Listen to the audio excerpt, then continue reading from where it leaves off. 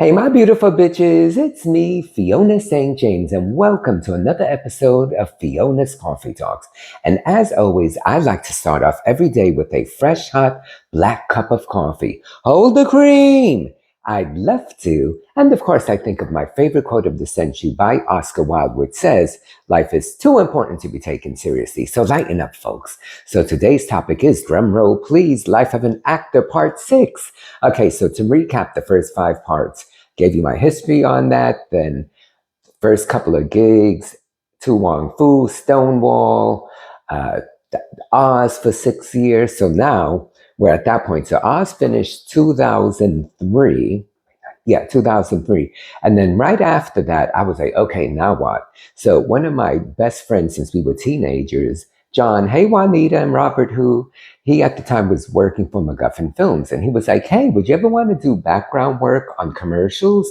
And I'd done background work, but just on like film and TV productions, never on a commercial. So I was like, sure. Well, let me tell you, honey, commercials pay like so much more in terms of background work than film and television. So he was friends with the producer, and he said, "Do you want to be on?" And I was like, "Okay." So they booked me for it, and the first day that I worked on it, it was all of these commercials for Olive Garden, and and it was incredible because, like, apart from the fact that it was lucrative, it was a much smaller set. So, sometimes when you're on these film and television sets, there's like, it can be up to hundreds of people. Well, when you're doing a commercial, it tends to be a much smaller scale. So this particular set, it's only about 15 of us. And so then, of course, like they address you by your name versus, like on a film set when there's tons, they'll be like background. Here they actually address you by your name. So it's so much more civilized, for lack of a better term, because it is a smaller scale. So you do feel like you're much more an intricate part of it versus just, like being in the background and doing crosses. And there's also a lot more opportunity for like good camera time. So it just so happened that I did that first day. And then I was fortunate, knock on wood, that for like the following, I don't know, 12 years or so, 10 to 12 years, it was the same 15 of us that they used. We were like, you hear this expression on set when people say, "Oh, I was core background on whatever." So I guess to use that phrase, I guess you could say that the 15 of us or so, we were like pretty much the core background. So for years to come, anytime you would see these Olive Garden commercials on television, you would like see us. And some people are fortunate because commercials are also such where if the camera lands on you and if you're like seen for more than like, I think it's like 2 or 3 seconds, even if you don't speak, that's considered an upgrade. So then you end up getting, a principal pay, and then you end up getting residuals. Unfortunately, that never happened to me, but all those years that I did it to a couple of my colleagues, they were able to have that happen for them, and we were all so happy for one another, and it really was great. The tagline with Olive Garden, they're like something about like, we're family. And it was like we were this incredible family. So it was wonderful that I went from the 6 years of being on Oz, where that was really a family, granted a dysfunctional prison family.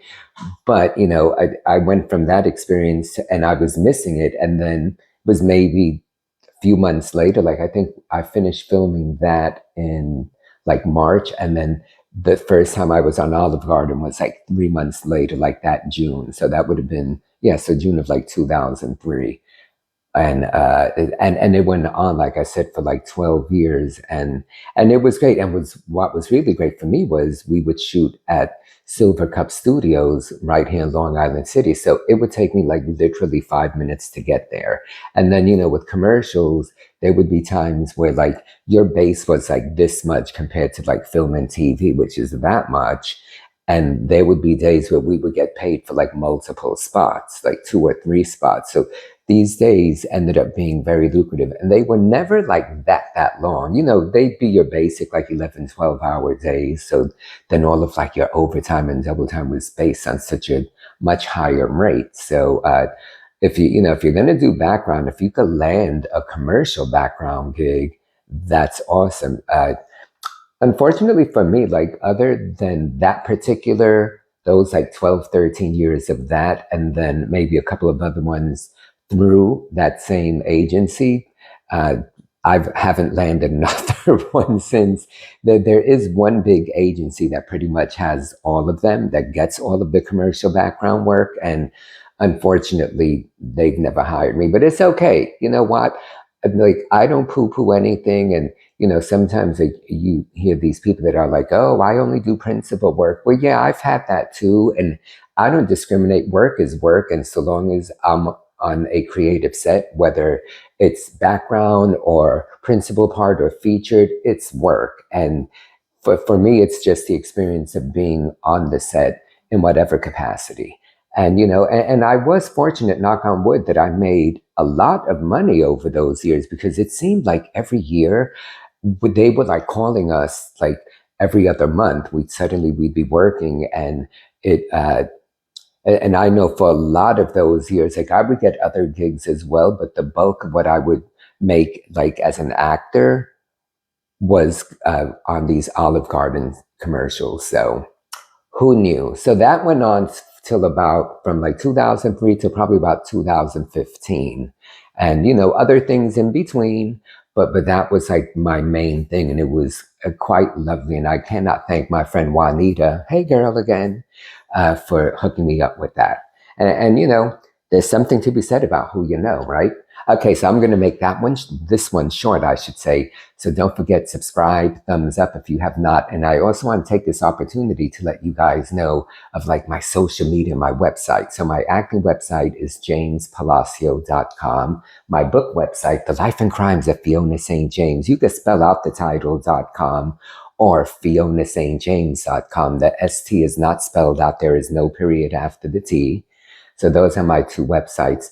I do TikTok videos now, and that is Fiona St. James. My Instagram is Fiona St. James. My Facebook is James Palacio, and in parentheses, Fiona St. James. And then my fan page is Fiona St. James. And in all the cases, the Saint is not spelled out, and there is no period after the T. So anyway, guys, that's my story. I have to say, I'm having a lot of fun doing this series. When I finish with this, which after this episode, there's 2 more to go, then I have 2 other like major parts of my life that will be an 8-part series as well. But we'll get to those, and then you'll see what they are. All right, guys, thank you so much for being here. Again, subscribe if you have not, thumbs up. And as always, I love that you guys are here with me. All righty, love you.